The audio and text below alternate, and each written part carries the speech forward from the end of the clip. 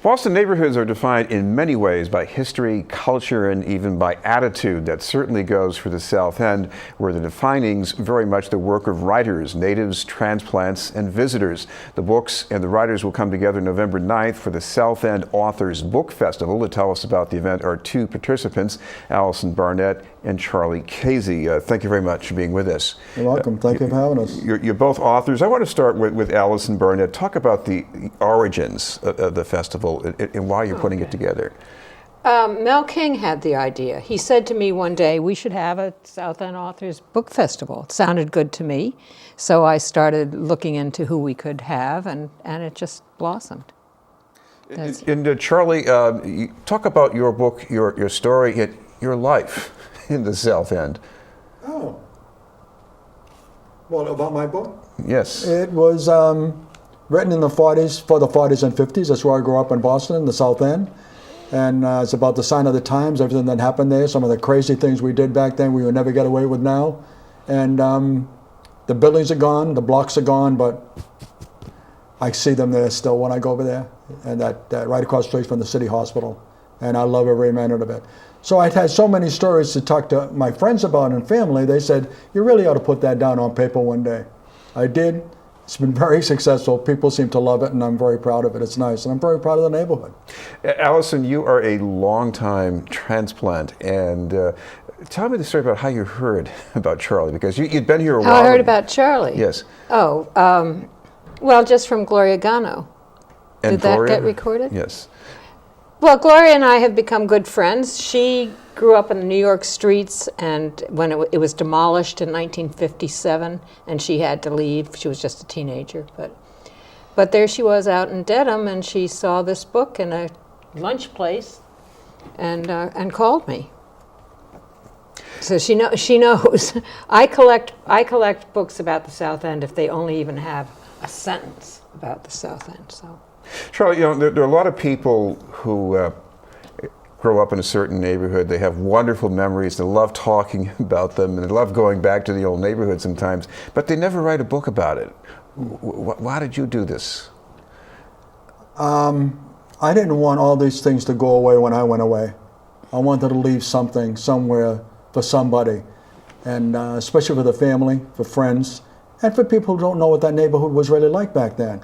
It just shouldn't go away. And there are things that I wrote about that nobody knows but me, but they seem to be familiar to everybody, even where they grew up in that time. They say, yeah, a few of those things, we did the same thing you did, and it was a pleasure reading it.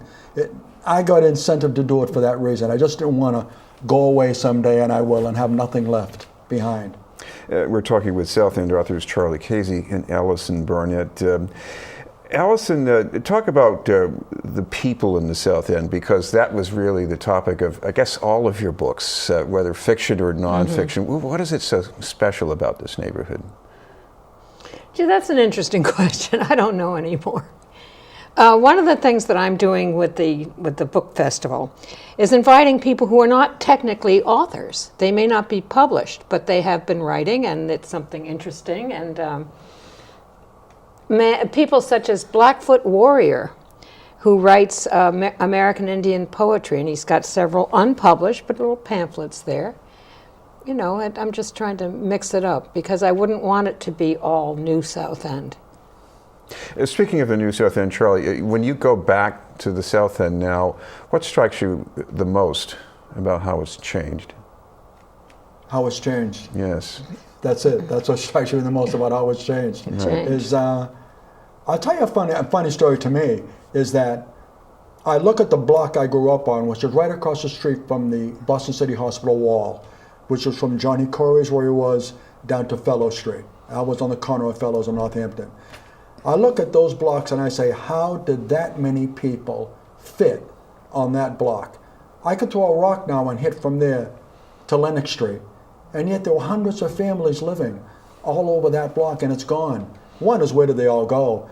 But how do they all fit here to begin with?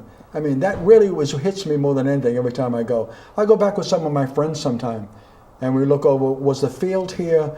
Was that, and we walk and say, how did it fit here? You know, it doesn't look like that anymore. I think of those paintings by Alan Rohan-Crichton, the thing that comes to my mind, and I don't know the neighborhood the way both of you do, but I'm thinking kids playing in the street, Was it like that in those days? Lots Oh of my kids. God, yeah. Yeah, It was absolutely. wonderful. It was absolutely wonderful. Yes, it was in the street all the time. You'd hear the noise of the kids laughing, Billy Buck, all those games we used to play, and you'd get hurt in doing that. And the parents say, "Well, you'll know better than do that next time." And they're like, "No, there's so much prevention." Alison, you're going to have some wonderful books there, along with at least some of the authors, and I guess some news here. Mel King has a new edition coming out with Yes. Chain of Change. Right. And tell us about some of the other books that people can be checking Another out. one we're waiting for is Lynn Potts. She wrote a block in Time about Holyoke Street. And I think what it is interviews with South End people. It's supposed to be out now. And then Jean Gibran has been working for some time on a new edition of her biography of Khalil Gibran. Plus, you they're have all- a book on Via Victoria. Yes, but that's not new. Right. Right. And we should mention this is going to be at the Harriet Tubman House. That's right. November 9th at what time? 4 o'clock to 7:30. Yeah. Right. Thank you both. Drop in, you know. Thank you for being with us, Alison Barnet and Charlie Caizzi.